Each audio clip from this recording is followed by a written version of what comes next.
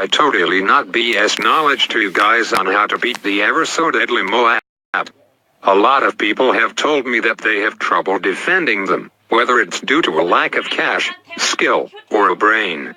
So in this video I will show you 10 of the most cost-efficient ways to beat them, all of which require skill and effort to pull off. Just so you know, in some instances the Moabs come out a little damaged because these strategies are so OP that the Moabs get scared and lose a bit of their armor before they even show their self. Also, some of these were recorded on BTD5 because of a lack of a sandbox mode on battles. So let's begin with number 1, the glaive ricochet.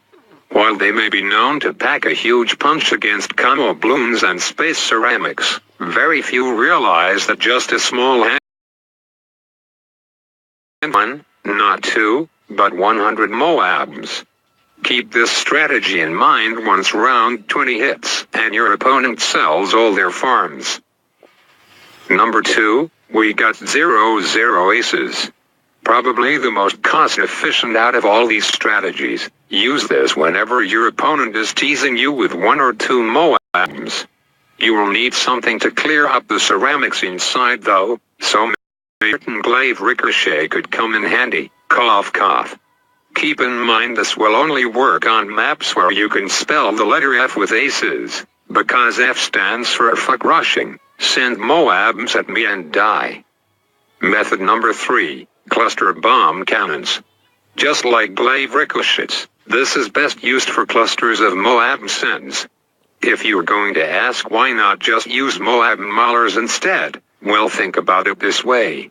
A Moab mauler creates 1 explosion, but a cluster bomb creates 9.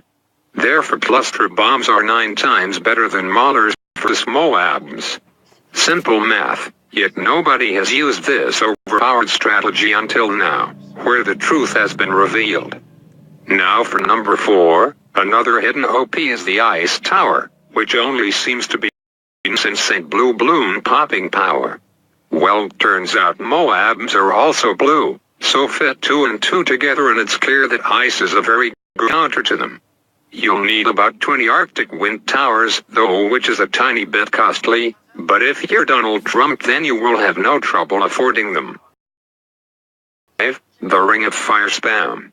Although they may be on the complete opposite of the color spectrum, there is a special Easter egg in the game where if you link each with fire together, sort of like a pipeline, all of them in unison deal increased damage to Moab-class balloons.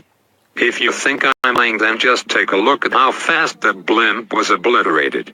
Now method 6, which is my favorite one. Just tank the damn thing. Easy peasy. No skill required other than getting up a few 4th tier helicopters and using its ability to get extra lives. You'll only need a little over 600 lives or so to survive one of them. So if you want to survive multiple Moabs then your best bet is probably one of the other 9 methods, or just stall until you have enough lives to tank it. Speaking of stalling, method number 7 is a perfect example of using it to your advantage. Use those barrage of mortar shells from above the sky to lay waste on these blimps. It is crucial to aim all of their explosions away from the track though, cause you don't get in the way of the main damage source. Don't worry about the fact that this is being stalled. Trust me when I say it will work in battles. For number 8, we will use a combination of the bomb and boat ability. In unison they become an unstoppable force. Use the bomb ability to break apart the Moab layer and then some more, and use the power of the point and click hook to grab in those ceramic and zebra remains, just like you would grab that booty. Easy peasy. Almost to the end guys. Now for number 9, where we use very reliable method with a nuclear submarine and a horde of supervac chippers. For only a small cost of 5% of $1 million, you can infinitely stall whatever Moabs get sent at you with the and then the nuclear sub will slowly chip away at its HP. Away, get it, ha ha, 10 out of 10 execution on the pun there. I'm so hilariously funny aren't I? Sorry, got a little carried away there.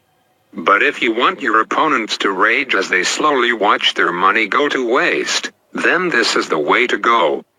Last but not least, forget the god amongst all, the 00 dart monkey. Very few can harness the full potential of it, but in the rare chance that you do, the dart monkey can pop a Moab in two, yes, shots, each doing 100 damage per dart. Just look at the constant wave of blimps that are being sent through. Unlike 99% of defenses, the 00 dart monkey has no problem dealing with them. And there we have it, guys. This is 10 of the best ways to deal with Moabs. Though there are certainly more than 10 ways to pop them, I listed 10 to give you the most bang for your buck, so if you're not going to use any of the listed in this video, either you're a money hacker, you're playing on with fire, or you're just plain stupid. So hopefully you learned a lot, and if you did, be sure to leave a positive comment. And if you can't understand sarcasm and sincerely believe these are the worst strategies in the world and that the last method was fake, then make sure